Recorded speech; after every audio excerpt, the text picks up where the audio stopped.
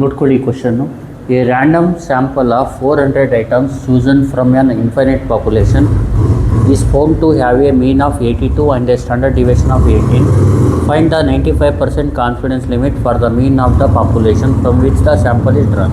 ನೋಡಿ ಎನ್ ಬಂದು 400 ಅದು ಲಾರ್ಜ್ ಸ್ಯಾಂಪಲ್ ಇದು ಗೊತ್ತಾಗ್ತಿದೆಯಲ್ವಾ. ಫಸ್ಟು ಯಾವಾಗಲೂ ನಾವು ಇಟ್ಕೊಳ್ಳಿ, ಎನ್ನು 30ಗಿಂತ ಜಾಸ್ತಿ ಇದ್ದರೆ ನಾವು ಝೆಡ್ ವ್ಯಾಲ್ಯೂನ ಯೂಸ್ ಮಾಡಬೇಕು. ಗೊತ್ತಾಗ್ತಿದೆಯಲ್ವಾ ಕಾನ್ಫಿಡೆನ್ಸ್ ಇಂಟರ್ವಲ್ನ ಫೈಂಡ್ ಮಾಡೋಕ್ಕೆ.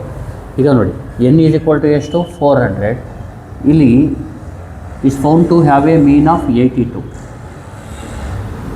ಅಂದರೆ 400 ಸ್ಯಾಂಪಲ್ಲು ಇನ್ಫೈನೈಟ್ ಪಾಪ್ಯುಲೇಷನಿಂದ ತೊಗೊಂಡಿರೋದು, ಅದ್ರದ್ದು ಮೀನ್ ಎಕ್ಸ್ ಬಾರ್ ಕೊಟ್ಟಿದ್ದಾರೆ ಎಷ್ಟು 82, ಮತ್ತು ಅದ್ರದ್ದು ಸ್ಟ್ಯಾಂಡರ್ಡ್ ಡಿವಿಯೇಷನ್ ಕೊಟ್ಟವ್ರೆ ಎಸ್ಸು.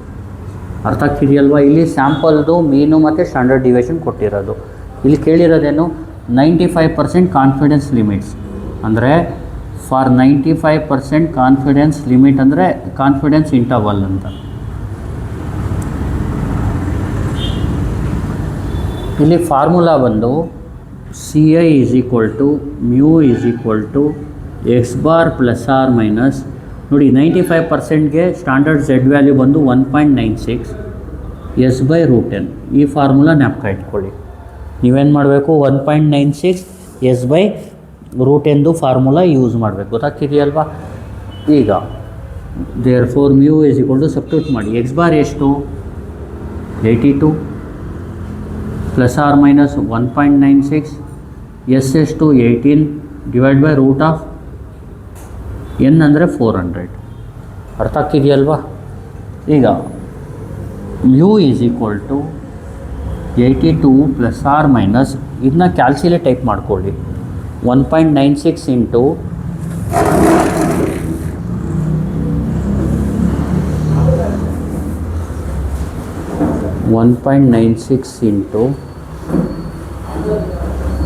18 ಬೈ ರೂಟ್ ಆಫ್ 400, 1.764 ಬರುತ್ತೆ. 1.764. ಈಗ ಮ್ಯೂ ಆದಮೇಲೆ ನೆಕ್ಸ್ಟ್ ಏನು ಫೈಂಡ್ ಮಾಡಿ, ದ 95% ಅಥವಾ 95% ಕಾನ್ಫಿಡೆನ್ಸ್ ಲಿಮಿಟು, 95% ಕಾನ್ಫಿಡೆನ್ಸ್ ಲಿಮಿಟು ಅಥವಾ ಇಂಟರ್ವಲ್ ಫಾರ್ ಪಾಪ್ಯುಲೇಷನ್ ಮೀನ್.